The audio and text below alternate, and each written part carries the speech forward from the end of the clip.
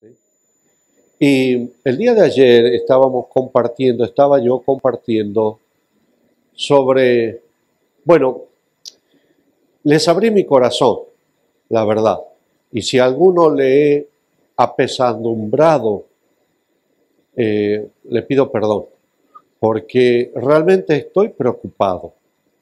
Siento que la iglesia necesitamos hacer un curso acelerado, ponernos al día. Porque el mundo no nos está esperando a nosotros, el mundo prosigue. Va como está escrito, dijo el Señor Jesús cuando lo iban a arrestar. Va como está escrito. Así va el mundo. Y somos nosotros los que nos hemos quedado atrás. Somos nosotros los que no hemos estado muchas veces a la altura de las circunstancias. Y hay que ponernos las pilas. Hay que recuperar terreno que hemos perdido. Y ayer hablaba del ministerio profético. Y hoy también quiero continuar con ese tema, porque creo que una de las estrategias de las tinieblas ha sido silenciar a la iglesia. Mucho de lo que se oye por ahí no es la iglesia hablando. Son gente que tiene micrófono, que tiene volumen, que tiene muchos seguidores en las redes sociales y dice cosas y la gente piensa que eso dice la iglesia. No, esos son ellos, son sus opiniones y muchas de esas opiniones son contrarias a las escrituras. Y hay un dicho que cuando ves a tu enemigo equivocarse, no lo interrumpas, no lo detengas. Tengo miedo de aturdir a la gente. Si usted siente que le estoy aturdiendo, dígame por favor, porque como tenemos que estar las próximas 16 horas, 18 horas aquí, así es, entonces quiero cuidar sus oídos, su aparato auditivo. Siento que el diablo nos ha dejado equivocarnos. Así como no lo interrumpan, se están equivocando. Y hay muchas cosas que se dicen por ahí que no representan el corazón de Dios, que no es de Dios. Son opiniones de personas, pero la gente dice, eso es lo que es la iglesia. También siento que la responsabilidad es nuestra. Nos hemos metido en cosas que no debíamos meternos, a opinar de cosas que no sabemos. En nuestras iglesias en México tuvimos que reunir a todos los pastores y decirles que el médico del cuerpo es el médico y el médico del alma es el pastor. No se meta a pastorear el cuerpo, porque eso solo lo sabe un médico. Dedíquese a pastorear el alma. Porque de repente todos tenían una opinión. Nos volvimos sommelier de vacunas. Que esta sí, que esta no. Y todos teníamos una opinión. Usted no tiene por qué ocupar el lugar que Dios le dio a otros. Así como un médico o un experto en salud pública quizás no sepa de teología y de doctrina, quizás usted no sepa de vacunas y de tratamientos y de microbiología y de virología. Hemos perdido mucho tiempo hablando de cosas que no nos competen. Y sobre todo, hemos perdido humildad. La humildad de decir, no sé por qué está pasando esto. No sé por qué estamos yendo la humanidad transitando este camino. No sé por qué se nos están muriendo pastores tan hermosos, tan bellos. No sé. Eso sería una cosa extraordinaria, ¿no? Ver un pastor, un ministro que dice, No sé. Porque para todo tenemos una opinión. Entonces, ¿qué pasa? Que de repente hay mucho ruido. Hay mucho ruido. Es como cuando la fábula de Pedrito y el lobo, ¿verdad? Tanto hemos gritado que no, que el anticristo, que cuidado, que te ponen la marca de la bestia, que el chip del anticristo, que de repente cuando llegue a suceder, nadie nos va a creer. Porque nos hemos gastado en cosas que el Señor nunca nos pidió que hagamos eso. ¿Qué nos pidió el Señor durante este tiempo? Que estemos cerca de la gente, que la consolemos, que la abracemos, que proveamos para sus necesidades, que les llevemos mandado a su casa, que nos aseguremos que su fe esté en alto, que lloremos con ellos cuando despidan un ser querido. Ese era nuestro trabajo. Entonces, no nos demos cuenta cómo nos fuimos mermando en la voz profética. Como cuando la gente nos oye, es uno más de las voces que se oyen, es un ruido más. Y por eso decía yo el día de ayer que necesitamos recuperar la voz profética. Necesitamos volver a recuperar esa plataforma, aún la plataforma moral que se ha perdido. Y que si hay decía ayer, se lo repito para mis hermanos que no han estado, que si hay un lugar en la Biblia que como que habla del tiempo que estamos viviendo, son los profetas menores.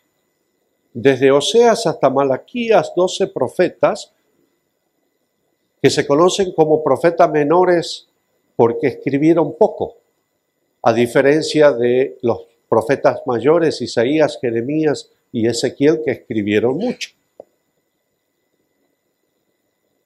Y en ese escribir poco hay sabiduría.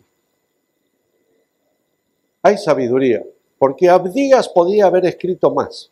Yo estoy seguro que Abdías tenía mucho más para decir que un solo capítulo, si le preguntamos a Abdías, ¿verdad? Pero dijo solamente lo que Dios le mandó decir. No dijo más, no dijo menos. Y por eso está incluido en la Biblia. Hablar lo que Dios hable. No agregarle más, no quitarle. Lo que Dios diga. Y si Dios no dice, como Eliseo, cuando vino la tsunamita y se puso a llorar y temblar a sus pies y le abrazó los pies, Eliseo le dice a Giezi, adelántate, lleva mi báculo, porque el Señor no me ha mostrado por qué está en angustia esta mujer. Y tuvo la humildad de decir, Dios no me lo ha mostrado. No sé. Entonces ayer hablamos del primer profeta, Amós, que cronológicamente es el primero, y fue el primero en hablar y el primero en escribir la profecía. Un hombre simple, un hombre de campo, que vive en el sur, en una aldea desconocida, solo se conoce la aldea de Tecoa por Amós, pero va al norte y predica. 3 meses lo corren de ahí porque era un hombre extraño, raro, con distintas costumbres, maneras de vestir, no era un hombre, parece, muy educado, no era un hombre de la corte, entonces los profetas cortesanos lo corren. Y él se regresa. Y 2 años después sucede lo que había profetizado, un terremoto. Y la gente se acordó de él, y se acordó de eso, que hubo alguien que habló, que hubo alguien que dijo. Ese fue el primero de los profetas menores. Yo quiero hablar desde el último, Malaquías. El último de los profetas. ¿Y por qué es tan importante Malaquías? Porque es el profeta que cierra la revelación del Antiguo Testamento. Con él se acaba el Antiguo Testamento, la revelación del pacto primero. Y luego que Malaquías hable, de parte del Señor, luego de esta profecía, no va a haber más profecía, no va a haber más revelación, no va a haber más palabra por 400 años. Estas son las últimas palabras de Dios aquí en el profeta Malaquías, antes que, como la luna entra en un cono de sombra, así también la palabra de Dios, la revelación de Dios cese. Y hasta que una voz comienza a sonar en el desierto, preparen camino al Señor, enderecen sus sendas, con Juan el Bautista, son 400 años, 4 siglos, sin nueva revelación, sin nueva palabra de Dios. Yo no quisiera experimentar ese silencio de Dios. Debe ser una cosa terrible. En Apocalipsis, cuando se terminan los primeros 6 sellos, al 7º sello, hay un silencio como de media hora en el cielo. Y ese silencio es atronador.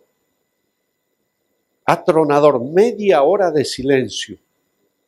Sobrecogedor. Imagínate 400 años de silencio. Es que es un privilegio oír la voz de Dios. Oír la voz de Dios no es un derecho, es un privilegio. Hay muchas cosas que nosotros confundimos entre derechos y privilegios. No es lo mismo. Por ejemplo, ¿sabía usted que conducir un vehículo es un privilegio, no es un derecho?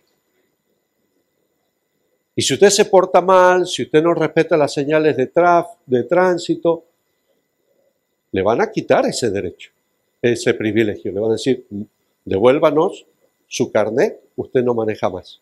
Y usted dirá, pero es mi derecho. No, no es tu derecho, es un privilegio. Y los privilegios hay que cuidarlos. Congregarnos es un privilegio.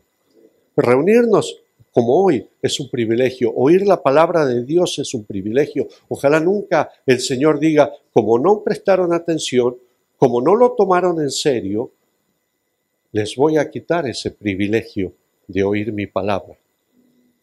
Si eso pasa, yo le diré, Señor, llévame. Yo no podría vivir sin la palabra del Señor. Una vez que descubres que es la verdadera comida y la verdadera bebida, no podría yo existir. Y no me imagino 400 años.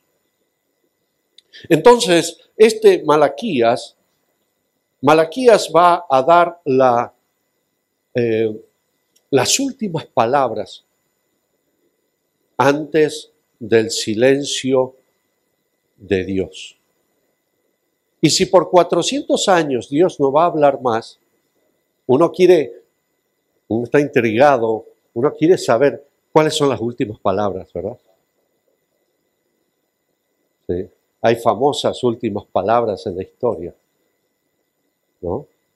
Por ejemplo, no tiene corriente, ¿no? Esa puede ser una de las últimas palabras. ¿Qué serán las últimas palabras de Dios a su pueblo? Y luego no hablar más. Vamos a leerlas, los últimos 2 versículos, Malaquías capítulo 4, versículos 5 y 6 de este profeta. He aquí, yo os envío el profeta Elías, antes que venga el día de Jehová grande y terrible.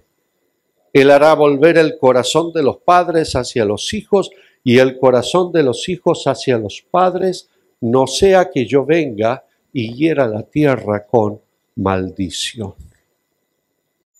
Esas son las últimas palabras de Dios y se cierra la revelación del Antiguo Testamento.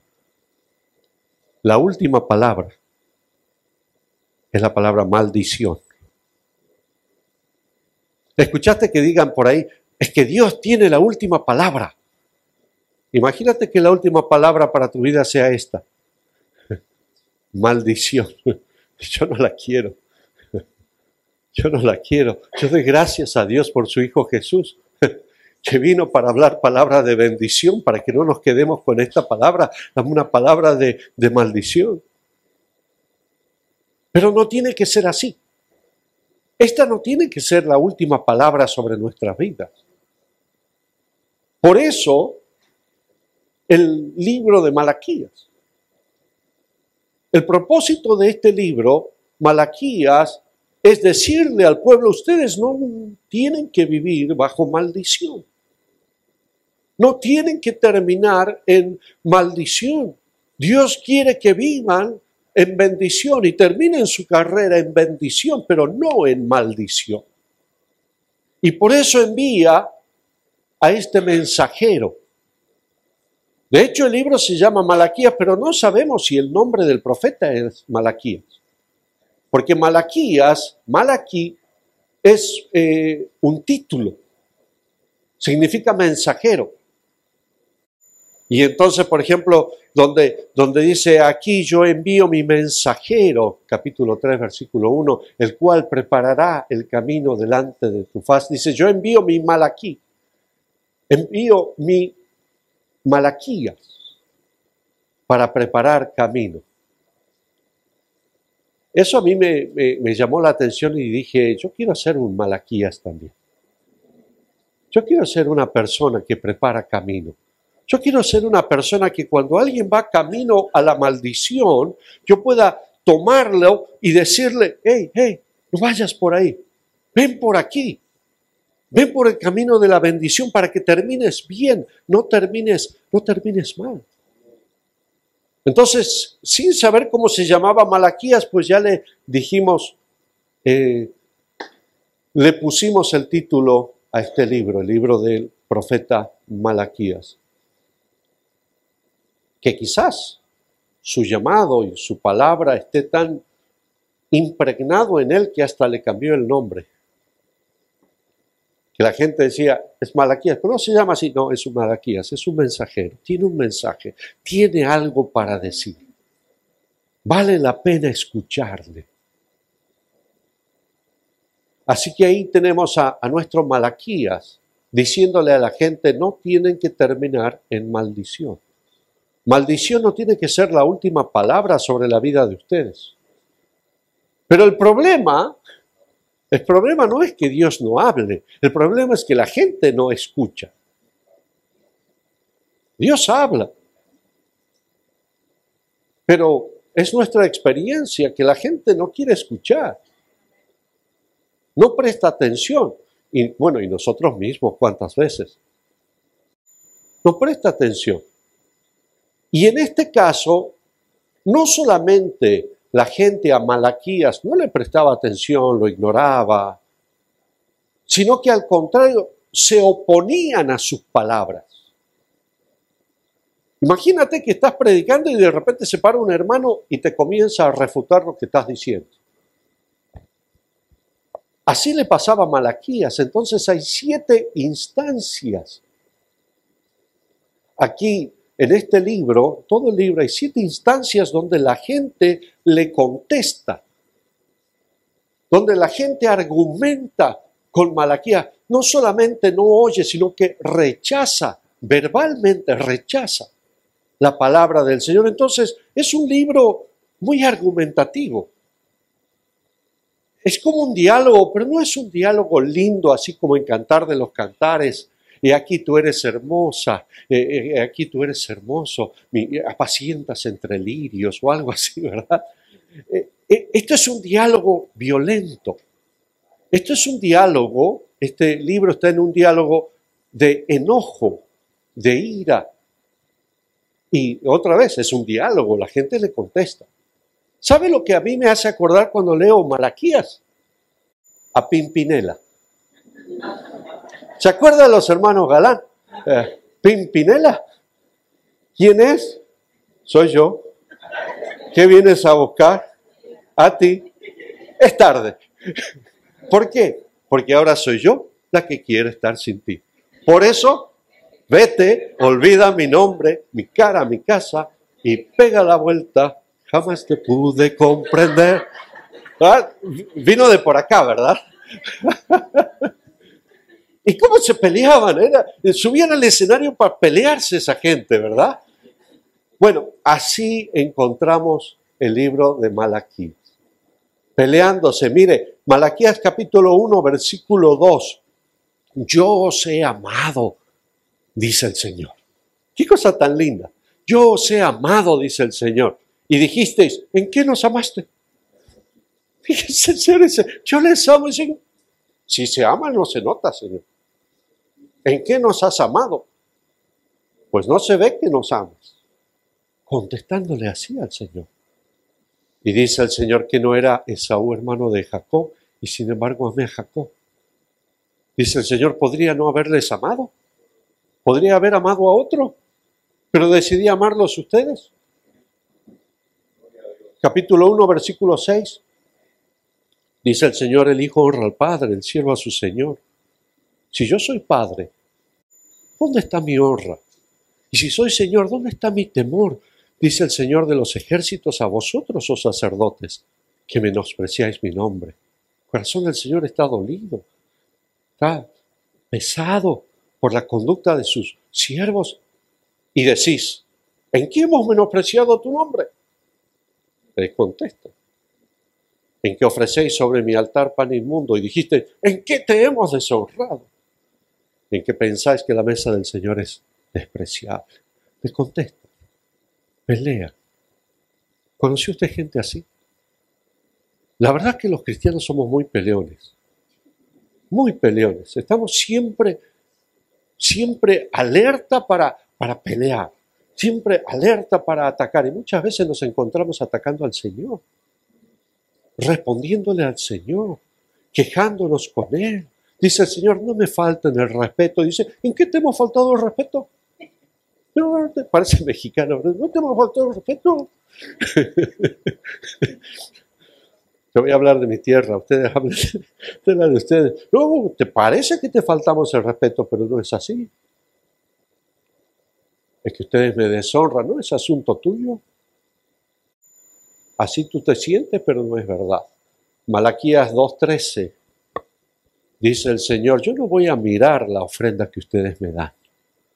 No la voy a aceptar con gusto de vuestras manos. Y me diréis, ¿y por qué? Y porque el Señor ha atestiguado entre ti la mujer de tu juventud, contra la cual has sido desleal, siendo ella tu compañera y la mujer de tu pacto. Dice el Señor, yo no quiero que vengan y me traigan sus ofrendas. ¿Y por qué? Porque yo estoy viendo cómo viven. Yo veo que ustedes aquí viven de una manera y en su casa viven de otra manera. Aquí lleno de palabras bonitas y en su casa lleno de palabras violentas. ¿Y a ti qué? ¿Qué de qué, de qué, de qué? Como dicen en México. Si eso lo hacemos nosotros en la casa, mientras vengamos y hagamos el culto y el show religioso, ¿a ti qué? Era la contestación de ellos.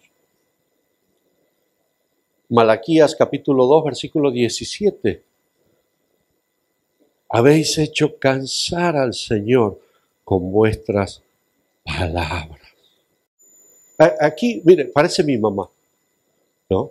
Porque mi mamá decía, ya me tienes cansada, decía mi mamá. Cállate, cállate, cállate, que me desesperas. México, yo hablo, critico lo nuestro, ¿verdad? Y decís, ¿en qué te hemos cansado? En que decís, cualquiera que hace mal agrada al Señor y Él se complace en ellos y dicen, ¿dónde está el Dios de justicia? Dice, Señor, yo los estoy escuchando cuando dicen, miren cómo está el mundo. ¿Qué tipo de Dios permite esto? ¿Qué clase de Dios permite que haya guerra? Como que todo es culpa de Él. Dice el Señor, ustedes me están cansando.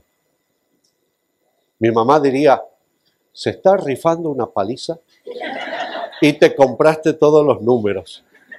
Así me decía, se está rifando una paliza y te compraste todos los números. Me tienen cansado. Malaquías 3:8 dice el Señor, ¿robará el hombre a Dios? Y ustedes me han robado. Y dijiste, ¿qué te hemos robado? Pero si no hicimos nada. Exactamente. Vuestras ofrendas y vuestros diezmos. Y capítulo 3, versículo 3, este es el séptimo punto de contención allí. Vuestras palabras contra mí han sido violentas. Dice, si ustedes han hablado con violencia, me han golpeado con sus palabras. Imagínate, nosotros somos pueblo para alabanza de su nombre, para acariciar al Señor con nuestras palabras, no para golpearle con nuestras palabras. Y Él dice, ustedes me han golpeado. Sus palabras han sido violentas. Y dijiste, ¿en qué hemos hablado contra ti? Ay, Señor, ¿qué te pasa? ¿Qué hemos hablado contra ti? Al fin hay libertad de expresión, ¿verdad? Las palabras se las lleva el viento. Y en mi face yo pongo lo que yo quiero. Y le doy like a lo que yo quiero. Y dice el Señor, pero estás hablando con violencia contra mí.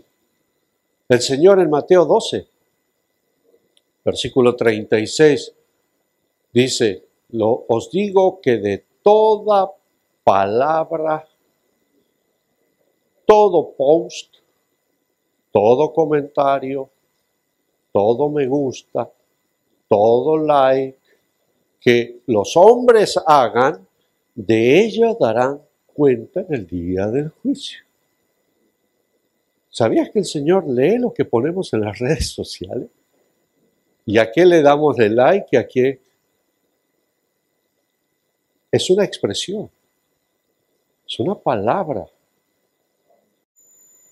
Y por tus palabras serás justificado y por tu fe serás condenado. Digo, por tus palabras serás condenado, dice el Señor.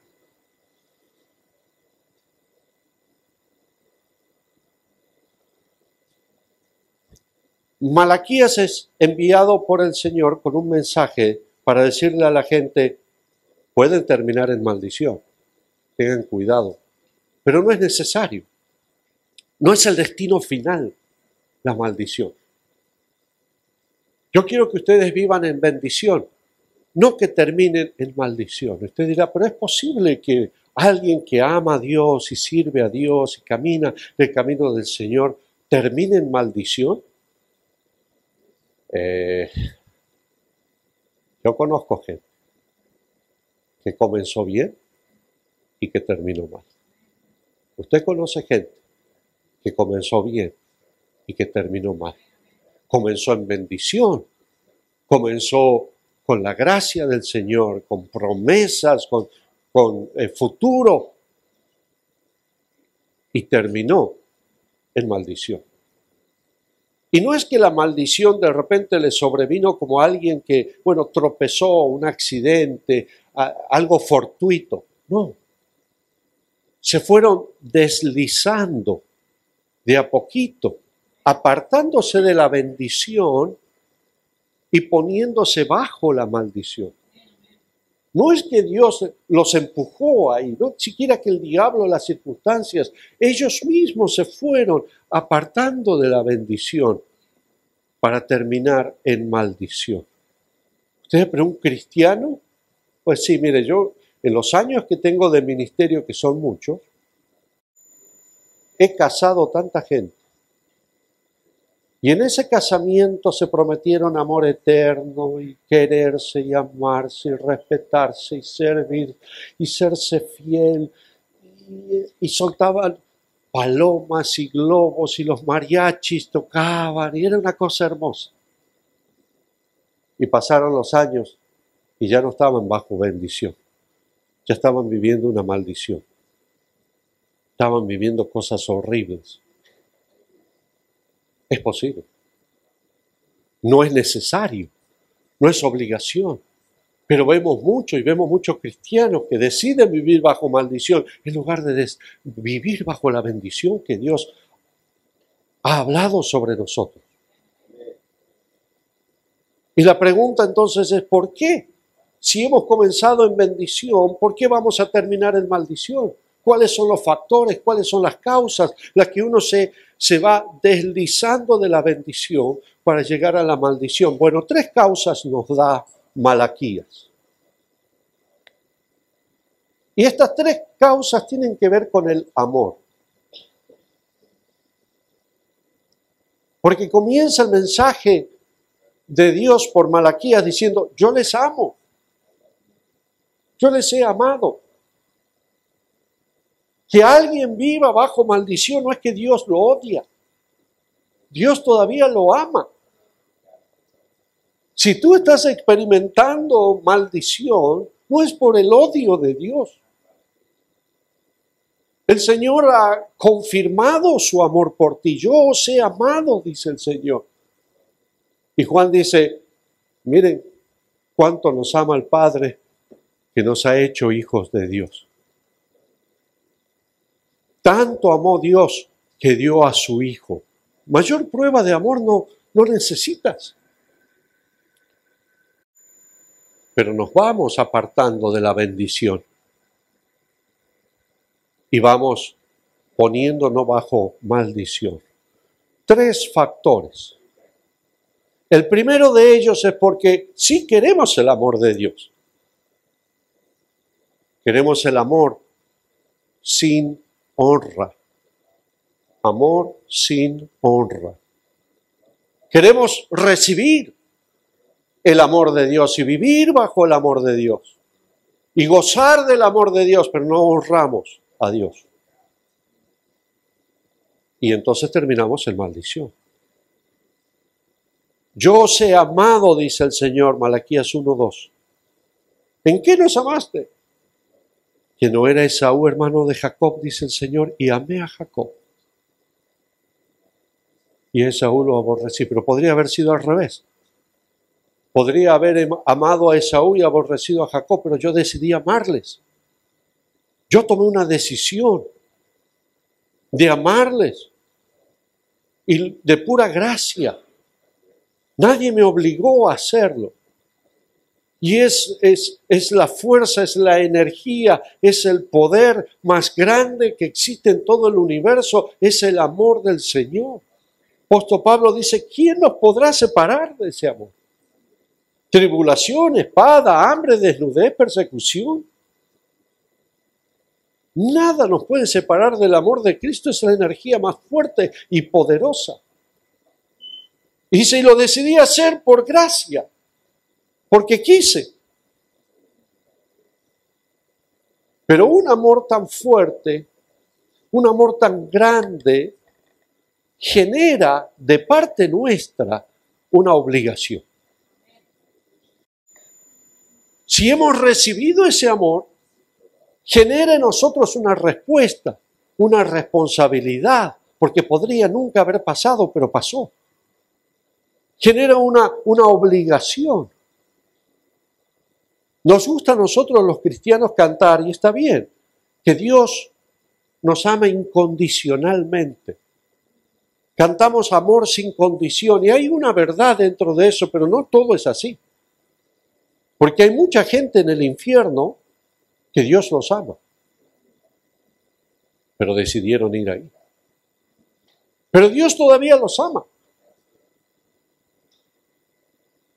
Entonces eso de amor sin condiciones hasta cierto punto, porque su amor genera a nosotros una obligación, una respuesta al Señor. ¿Y cuál es esa respuesta? Honrarle.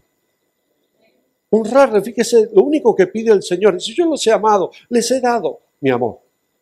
¿Qué espero de ustedes? Que me honren. Y dice versículo 6, capítulo 1, versículo 6, el Hijo honra al Padre. Porque es natural que el Padre ama al Hijo, le da todo, y el Hijo honra al Padre. El siervo honra a su Señor. Y si yo soy Padre, ¿dónde está mi honra? Y si yo soy Señor, ¿dónde está mi temor? Dice el Señor de los ejércitos, a vosotros sacerdotes. No se lo dice a los impíos, a los paganos, a los idólatras. Dice a mi pueblo, a mis sacerdotes, que menosprecian mi nombre. Y decís, ¿en qué te hemos menospreciado? En que ofrecéis sobre mi altar pan inmundo. Dijiste, ¿en qué te hemos deshonrado? En que pensáis que la mesa de Jehová es despreciable. Y dice, les voy a dar un ejemplo. Cuando ofrecéis el animal ciego para el sacrificio, ¿no es malo?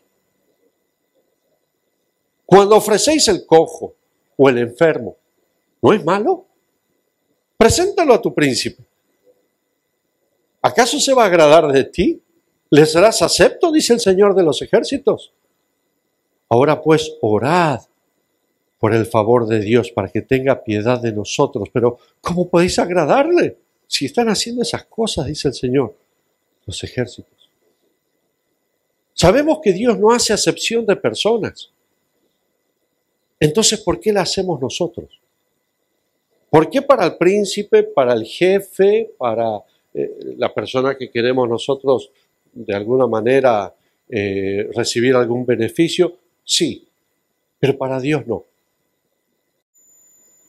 ¿Por qué siempre para Dios lo peor? Eso es lo que Dios dice. Mídanme con la misma vara. Lo que harían por otro, háganlo por mí, pero no lo hagan menos. Recuerdo ahí en México, comenzaron a salir, fue como una epidemia, billetes de 500 pesos falsos. Habían entrado, no sé, los encontrábamos por todos lados, los billetes falsos de 500 pesos. ¿Sabe dónde más los encontrábamos? En la ofrenda. En la ofrenda. Tú vas con el billete de 500 pesos al banco, lo ponen debajo de la luz, le hacen con una pluma arriba un par de rayones y te arriesgas que ahí nomás pueden llamar a la policía. Pero cuando traes la ofrenda y la pones, el edecán, el ujier, no trae el lápiz, ¿no? Y se pone a rayarlo, lo recibe y luego te bendice. No sabíamos qué hacer con tanto billete falso en la iglesia. ¿Usted cree que Dios no se da cuenta que ese billete es falso? Pero por otro lado, he conocido gente que yendo a la iglesia pasaba por el cajero automático para sacar billetes nuevos. Conocí gente que planchaba el billete para traerlo al Señor lo mejor. Era su billete, era lo que tenía. No es el tema de que sea mucho o sea poco, es el tema de que es para el Señor. Y para el Señor hay que darlo bien. Dice el Señor, lo que harían con otro, eso le pido que hagan conmigo.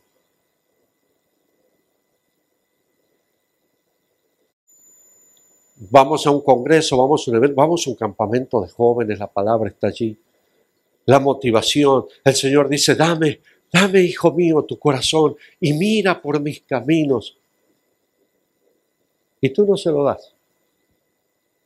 Dame, hija mía, tu corazón, sírveme, entrégame tu vida. No, tengo planes. Y después pasa por tu vida un melenudo, drogadicto, tatuado, piercing por todos lados, mal educado, boca sucia, alcohólico, y le das tu vida, y le das tu cuerpo, y le das tu futuro. Y el Señor dice,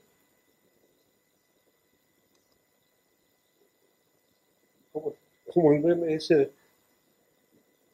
a mí no me lo diste, y a Él se lo diste. ¿Y yo? Eso es lo que dice el Señor. Y se lo dice a los cristianos, bueno, a los creyentes. Versículo 11, porque desde donde el sol nace hasta donde se pone es grande mi nombre entre las naciones. En todo lugar se ofrece a mi nombre incienso y ofrenda limpia, dice el Señor. No crean que ustedes son los únicos. No crean que si ustedes dejan de ofrendarme, yo no voy a tener quien me ofrende. No voy a tener quien me diezme, no tengo quien me sirva. Dice en todo lugar. Porque grande es mi nombre entre las naciones, dice Jehová de los ejércitos, pero vosotros lo habéis profanado. Cuando decís, inmunda es la mesa del Señor, cuando decís, su alimento es despreciable, además habéis dicho, el Señor escucha todo, habéis dicho, qué fastidio, otra vez culto, otra vez congreso, otra vez evento, ¿por qué tengo que ir a la iglesia? Y me despreciáis, dice el Señor.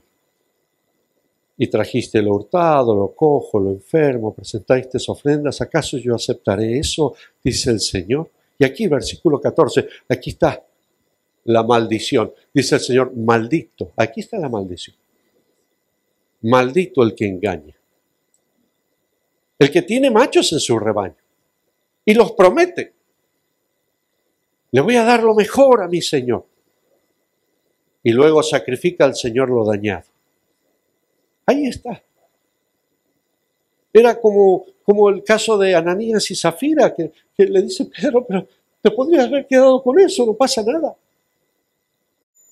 Era tuyo. Podías hacer lo que quieras, pero cuando vienes y prometes una cosa y luego haces otra, ahí, en lugar de recibir la bendición de los que agradan al Señor, de los que viven para el Señor, de los que sirven para el Señor, te vas deslizando y te vas poniendo bajo la maldición, el polo de maldición, no el polo de bendición. Prometes y no cumples. O tratas de engañar sacrificando lo dañado, dice el Señor. Yo soy gran rey, dice el Señor de los ejércitos, mi nombre es temible entre las naciones.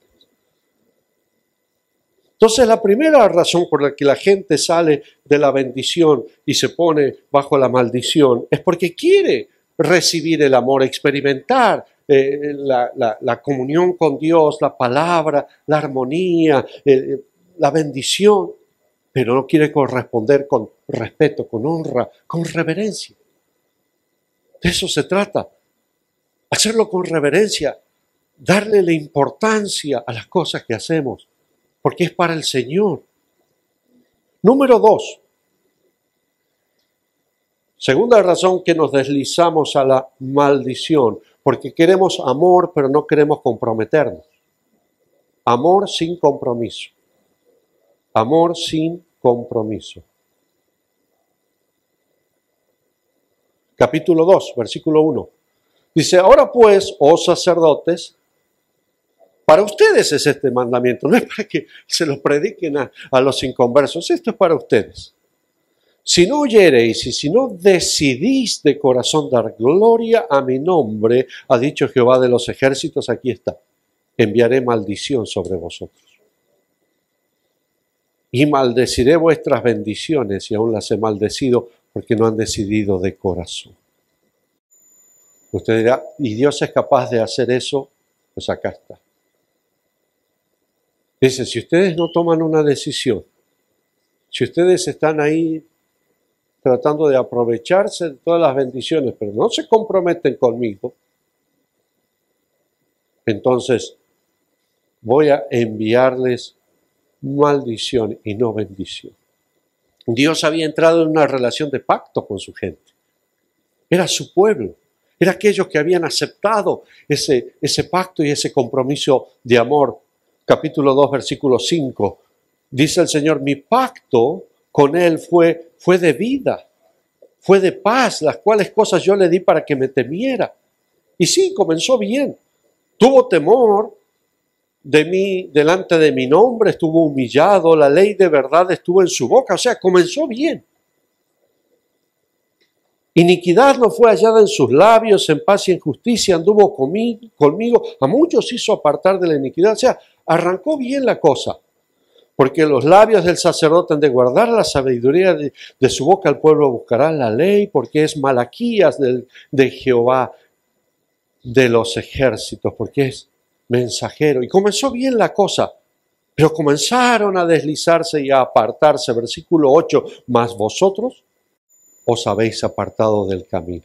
La culpa no era de Dios, os habéis apartado del camino y habéis hecho tropezar a muchos en la ley, habéis corrompido el pacto de Leví. Por tanto, yo también os he hecho viles y bajos ante todo el pueblo. Viles y bajos.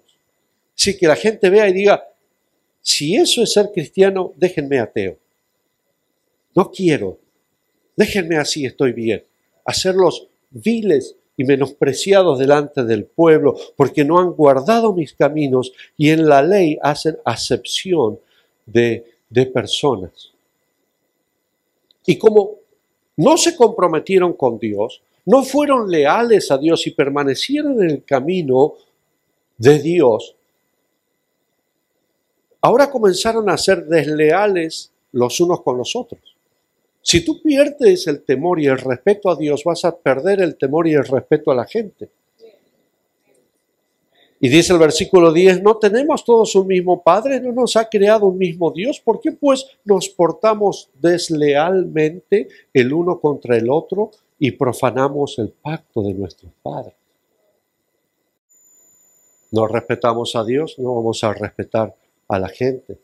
No guardamos un compromiso con Dios, no vamos a guardar el compromiso con los hermanos. Pedimos prestado, no devolvemos. Mentimos, ocultamos.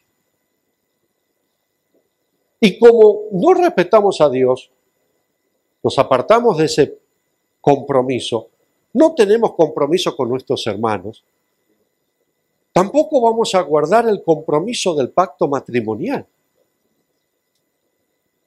Versículo 14, cuando el Señor dice, no voy a recibir las ofrendas y sacrificios de ustedes. ¿Y por qué? Porque el Señor ha atestiguado entre ti y la mujer de tu juventud contra la cual has sido desleal, siendo ella tu compañera y la mujer de tu pacto. ¿No hizo él uno, habiendo en él abundancia de espíritu? ¿Y por qué uno? Y aquí está la razón del matrimonio. Y aquí está la razón por la que el diablo odia el matrimonio y lo va a tratar de destruir. ¿Por qué? Porque buscaba una descendencia para Dios. Buscaba una descendencia para Dios. Guardaos en vuestro espíritu, no seáis desleales para con la mujer de vuestra juventud, porque Jehová Dios de Israel ha dicho que él aborrece, él odia, no le gusta, le cae muy mal el divorcio. Y el que cubre de iniquidad su vestido, aquel que dice, pues ¿qué de malo hay? Ha dicho el Señor de los ejércitos, guardaos en vuestro espíritu, no seáis desleales.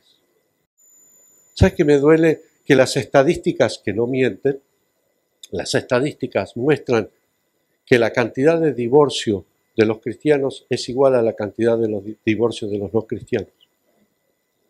Y cuando tú ves eso, que la cantidad de divorcios son iguales, lo que tú piensas es que la Biblia, la palabra de Dios, la comunión con Dios, no incide en la felicidad del matrimonio. Las cosas pasan porque pasan. Jesús dijo, cuando le dijeron, pero ¿y por qué Moisés permitió que haya divorcio? Jesús dijo, por la dureza del corazón. Porque no fue así desde el principio, eso por la dureza del corazón. Y nosotros los hijos de Dios no podemos tener un corazón duro. Nosotros los hijos de Dios sabemos perdonar. Los hijos de Dios sabemos pedir perdón.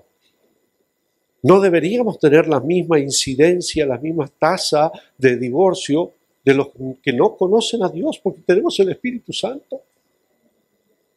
Ahora quiero aclarar que si estás viviendo en una relación abusiva, escápate.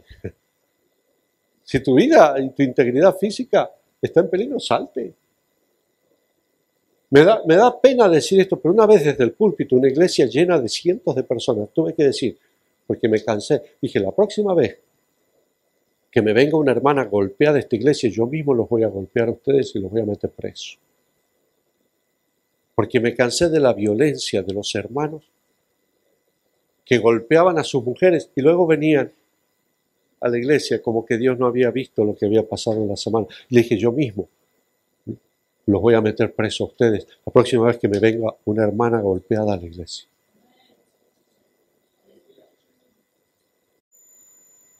Claro, queremos las bendiciones de Dios, pero no queremos comprometernos. Queremos las bendiciones de los hermanos. Esto es una bendición. Venir a la casa del Señor, disfrutar la palabra, la comunión, los abrazos, el saludo, el compañerismo, pero no nos queremos comprometer con la iglesia.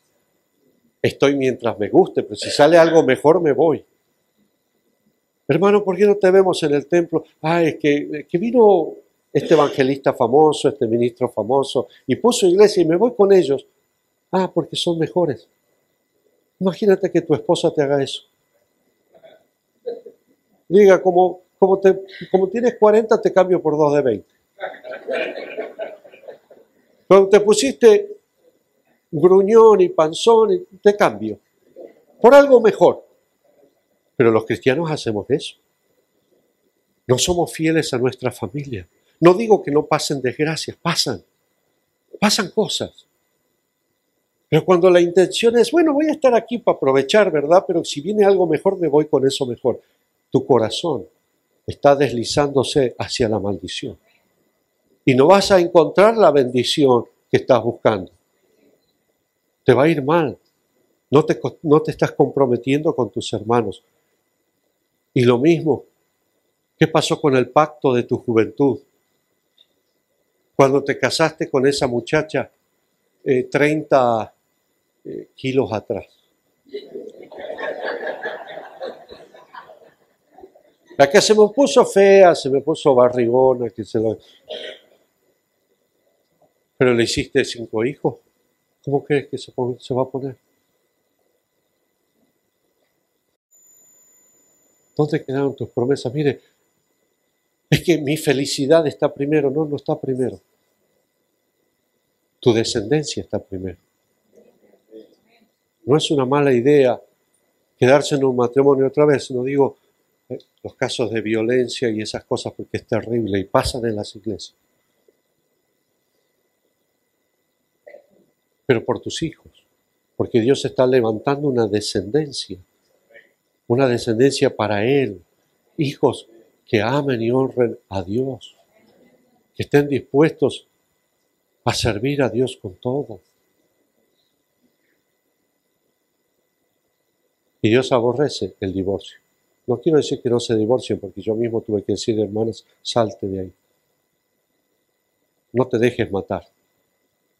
Vete, te vamos a ayudar. Pero así como yo odiaba dar ese consejo, Dios odia que esas cosas pasen, porque no es para eso. Número 3. También está relacionado con esto. Queremos amor, pero no nos queremos sacrificar. Queremos amor, pero no queremos pagar un precio, no queremos sacrificar. Capítulo 3, versículo 6. Porque yo, el Señor, no cambio, por eso, hijos de Jacob, no habéis sido consumidos. Desde los días de vuestros padres os habéis apartado de mis leyes, no las guardasteis. Volveos a mí, yo me volveré a vosotros, ha dicho el Señor de los ejércitos. Y dijeron, ¿en qué hemos de volvernos?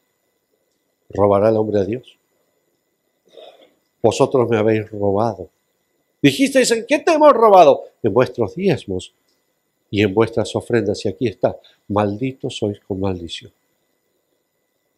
Aquí está, malditos sois con maldición, porque vosotros, la nación toda, me habéis robado. Traed todos los diezmos al alfolí. Hay alimento en mi casa. Probadme ahora en esto, dice el Señor de los ejércitos, y no abriré las ventanas de los cielos y derramaré sobre vosotros bendición hasta que sobreabunde. No se trata de, otra vez, del dinero o de la cantidad. Se trata del corazón. Se trata que la gente quería venir, gozar de las bendiciones del pacto del Señor, las bendiciones que vienen con la comunión del Señor, la protección, el cuidado, la salud, pero no querían pagar un precio.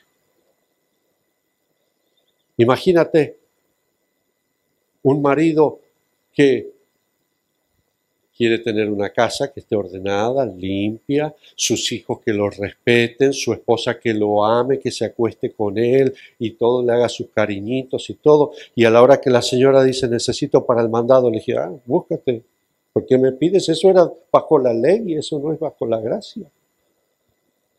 Imagínate, estaría muy mal. Y dice el Señor, hay una relación de pacto entre nosotros. Y yo voy a cumplir mi parte del pacto. Hay un sacrificio. Tiene que pagar un precio. Y otra vez, no tiene que ver con el diezmo. Si usted da el diezmo, está bien. El diezmo es importante que lo des porque te mantiene fuera de la maldición. Pero todavía no te garantiza bendición. El diezmo, porque es obediencia, te mantiene fuera de la maldición. Es como Hacienda cuando te cobran los impuestos. Si tú pagas tu impuesto, Hacienda no te bendice. No dice te voy a dar un auto nuevo, salud. Hacienda dice o pagas o vas preso. Entonces tú pagas para no ir preso.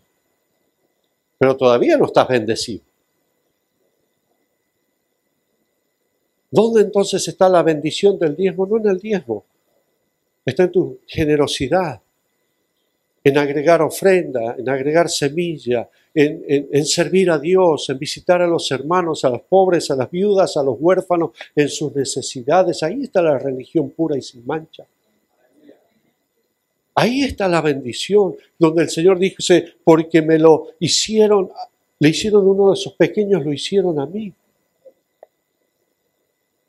Y Él da ese ejemplo con gente que diezmaba de la menta, del comino y del eneldo, y aún así el Señor dijo, no los conozco. Porque cuando tuve hambre no me dieron de comer, cuando tuve sed no me dieron de beber, cuando estaba preso no me visitaron, cuando estaba en el hospital no vinieron a mí. Ahí estaba la bendición. Venid benditos de mi Padre y heredad del reino preparado desde antes de la fundación del mundo. Ahí estaba la bendición. Entonces otra vez no es la extorsión que a veces hacemos a los hermanos para que entreguen su diezmo, ¿verdad? Las amenazas, no, es el corazón. No debería costarnos. No deberíamos tener nosotros momentos de tomar la ofrenda donde tenemos que decir, ay hermanito, ponga algo, por favor, no sea tan así.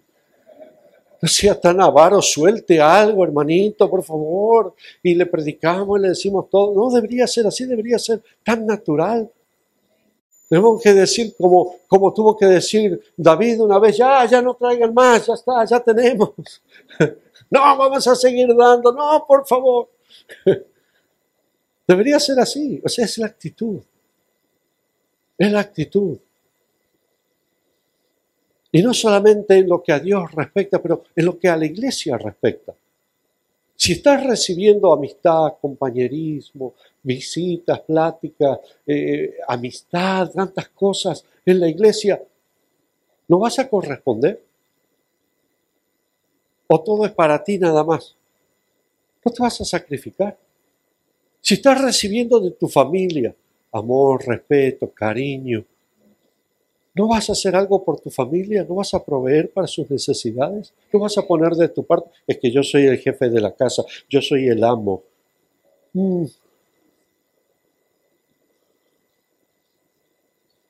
La Biblia nunca dice que el hombre es la cabeza del hogar. El hombre es la cabeza de la mujer, no del hogar. Cuidado con eso. Cuidado con las interpretaciones machistas de la palabra. Sacrificio. Cuando tú entiendas que estás en ese matrimonio para sacrificarte, es que yo tengo necesidades, tú estás para sacrificarte. Tú estás para derramarte en ese matrimonio, en esa familia, en esa iglesia. Es que no recibo nada de mis hermanos, no estás para recibir, estás para dar. ¿Cuándo será el momento que busques una iglesia? Porque aquí sí puedo dar. No, aquí no me dan lo que yo necesito. ¿Sí me explico? Es que estamos al revés. Hemos puesto el carro delante del caballo. Estamos al revés. Venimos para dar. Y a Dios también. A Dios no lo extorsionamos con nuestros diezmos. O me sanas o no te doy los diezmos. A Dios se le teme, se le respeta. No se lo extorsiona. Entonces el Señor dice, me están robando. Están tomando y no están dando. Y si por eso hay bendición, pero si ustedes le cambian, si ustedes dan vuelta a la ecuación, si ustedes traen todos los diezmos al alfolí, hay alimento en mi casa. Pruébenme en esto, dice el Señor, si no les abriré las ventanas de los cielos y derramaré sobre vosotros bendición hasta que sobreabunde. Dice el Señor, pruébenme, porque la bendición siempre estuvo ahí. Tú fuiste el que te apartaste de la bendición y amaste la maldición. Pero pruébenme, esto es una ley natural, esto es una ley como la ley de la gravedad. Esto es lo que va a suceder. Voy a derramar bendición hasta que sobre y abunde.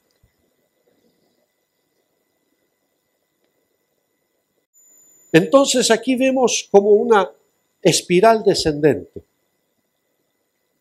Porque otra vez, no es de repente te caíste al precipicio, no, te fuiste deslizando lentamente, porque no honraste al Señor, porque no te comprometiste con el Señor, con tus hermanos, con tu familia, porque te aprovechaste y no te sacrificaste, te fuiste desplazando poco a poco hacia la maldición.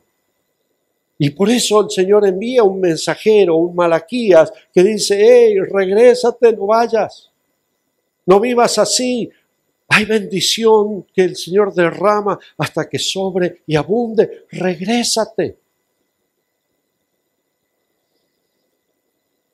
Entonces la pregunta es, ¿qué pasó? ¿Regresaron o no regresaron? Capítulo 4, versículo 5. Dice el Señor, yo envío el profeta Elías antes que venga el día del Señor grande y terrible. Esto es lo que voy a hacer. Voy a hacer volver el corazón de los padres a los hijos. Voy a hacer volver el corazón de los hijos a los padres. No sea que yo venga y hiera la tierra con maldición. Esto es lo que voy a pasar. Lo que voy a hacer. Voy a levantar una generación de padres. Y permítame, hermanas, pero yo voy a hablar a mis congéneres, voy a hablar a mis hermanos varones. Voy a levantar una generación de padres. Voy a despertar en ellos el corazón del Padre para hacer volver el corazón de los padres a los hijos. Necesitamos nosotros volver a los hijos, tornarnos a los hijos. No tiene que ver con nosotros, tiene que ver con nuestra descendencia. No tiene que ver con lo que disfrutemos nosotros y la bendición y el avivamiento que disfrutemos en nuestra iglesia. Tiene que ver con nuestros hijos y nuestros nietos. El corazón del Padre no está pensando, a ver, ¿qué van a hacer por mí? El corazón del Padre está pensando, mis hijos, mis nietos, ¿dónde van a vivir? ¿Van a comer? ¿Van a ser educados? Y entonces va y trabaja y vuelve y tiene ganas de darse un lujo, hacerse un gasto y dice, no, pero mis hijos primero. La iglesia tiene que volver a ese corazón del Padre. Porque hemos tomado decisiones basadas en nuestros propios deseos y muchos de nuestros deseos malos. He visto familias desarraigando sus hijos para llevárselo a otro lado, otro ministerio, otra iglesia. Aquí ya tenían sus amigos, tenían sus conocidos, tenían su participación en ministerios, pero es que no me gusta esta iglesia, mejor me voy a la otra. Y los arrastraron. Y los hijos se quedaron colgados en el aire, en la nada. Yo recuerdo una hermanita ahí en México que vino y me dijo, pastor, le vengo a dar las gracias. Cuando te vienen a dar las gracias en México no te vienen a agradecer, se vienen a despedir. Sí, la primera vez yo pensé que me iban a agradecer. No, hermana, no se preocupe. No, te vienen a agradecer porque se van. Y dijo, me voy. ¿Y a dónde se va? A tal iglesia. Y digo, pues, ¿por qué? Si tampoco es la gran cosa. Es que ahí tienen un grupo de música ranchera. Y a mí me gusta la música ranchera, de verdad, Pastor Javier. Música ranchera. Por un grupo de música ranchera arrastraron a sus hijos, se los llevaron, porque la música es ranchera. Digo, mi hermana, pues si quiere, yo tengo un acordeón, yo le toco el acordeón, lo que sea, pero por sus hijos. No, ya tomamos la decisión, le vengo a agradecer porque la música es ranchera. Bueno, ese es un extremo, aunque es una historia real.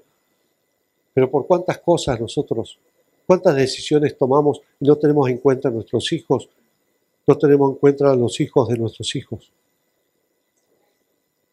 Y no solamente nosotros caemos bajo maldición, pero los condenamos a nuestros hijos a una vida de escasez, a una vida lejos de Dios, apartado de los propósitos de Dios, porque no tenemos un corazón de padre. En esto también el diablo ha metido la cola, en esto de ser padre. Porque muchos dijeron, esto es lo que hay que hacer, entonces yo voy a venir y voy a decir, ahora yo soy el padre y ustedes son mis hijos. Y ustedes me tienen que mantener a mí. Hemos visto en el ministerio mucho de esto, que manipularon esta verdad. Pero la Biblia dice, los hijos no atesoran para los padres. Los padres no van por los hijos pasando el sombrero para que demuestren que son hijos y que yo soy su padre, me tienen que dar una cierta tarifa o algo. No, son los padres que atesoran para los hijos. Cuando mis hijos me piden, y no voy a dar nombres porque tengo uno aquí, y me dicen, préstame, yo ya sé que ese préstamo no va a tener retorno, ¿verdad? Porque así son los hijos. Préstame 100 varos. Bueno, te voy a prestar, pero después no digo yo, a ver, te presté y los intereses y... No, son mis hijos. ¿Cómo necesitamos nosotros comenzar a tomar decisiones respecto a nuestros hijos? ¿Cómo necesitamos nosotros tomar decisiones respecto a nuestra descendencia? ¿Cómo necesitamos ser como ese viejito que planta un árbol que sabe que no va a comer de su fruto, que sabe que no va a gozar de su sombra, pero lo planta para que sus hijos y sus nietos tengan? Ese es volver el corazón de los padres a los hijos. Y Dios está haciendo eso. Donde decimos, sí, tengo cosas que quisiera, me gustaría, pero mis hijos primero. Mis hijos primero. Mis nietos, mi descendencia. Y voy a aportar, y voy a sacrificar, y voy a invertir. Así como nos contaba el pastor Javier, el pastor Marcos, acerca de ese rancho no es para ustedes. Ese rancho para tus hijos y los hijos de tus hijos. Está hecho para ellos. Y por eso la gente, cuando se lo pusiste de esa manera, la gente creyó. Dijo, entonces sí vamos a invertir. Sí vamos a aportar. Y se le hará volver el corazón. Voy a enviar a mi siervo Elías. Y uno se queda pensando, ¿qué habrá querido decir Malaquías con eso de mi siervo Elías?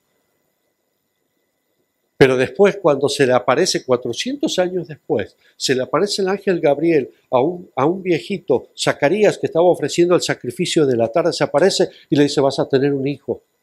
Y él vendrá en el espíritu y el poder de Elías para hacer volver el corazón de los padres a los hijos y de los necios, de los rebeldes, a la prudencia de los justos, para preparar un pueblo bien dispuesto para el Señor. Entendemos, hay un espíritu de Elías. Hay un poder de Elías. El mismo espíritu que hizo que Elías se pare delante de toda una cultura idolátrica, de toda una opresión de Acab y de sus brujos y de la Jezabela y de todo lo que conocemos de ese tiempo, se paró y dijo, vive Jehová en cuya presencia yo estoy. Y alguien tiene que venir en el poder de Elías y en el espíritu de Elías y pararse frente a los poderes de este mundo y decir, vive mi Dios, mi Jehová vive. Y en esa presencia yo vivo, en esa presencia yo camino, en esa presencia yo me muevo, en Él somos, estamos y nos movemos. Y aunque vengan ustedes diciendo que no existe Dios, que hay 8,000 géneros, que esto y que aquello, vive Jehová, en cuya presencia estoy, dijo Elías. Necesitamos el poder del Espíritu Santo. El poder de Elías, el espíritu de Elías, era el Espíritu Santo, el poder del Espíritu Santo. Por eso Jesús después dijo, cuando le preguntaron a Juan el Bautista, dice, Él es el Elías de quien hablar. Pero les digo, Elías todavía viene. Él era, pero todavía Elías viene. Hablando del Espíritu Santo que descendió en Hechos capítulo 2.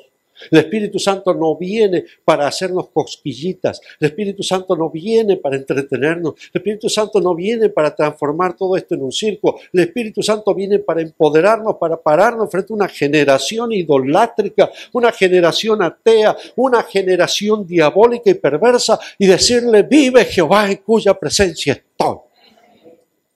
Para eso necesitamos el Espíritu Santo. No para nosotros y para nuestros propios deleites, necesitamos el Espíritu Santo, porque sin el Espíritu Santo no vamos a levantar una generación. Sin el Espíritu Santo vamos a perder nuestros hijos, vamos a perder nuestros nietos. Nos estamos entreteniendo a nuestros hijos. Nos estamos fascinando con un montón de artilugios electrónicos. No le estamos dando lo que ellos necesitan, el Espíritu Santo.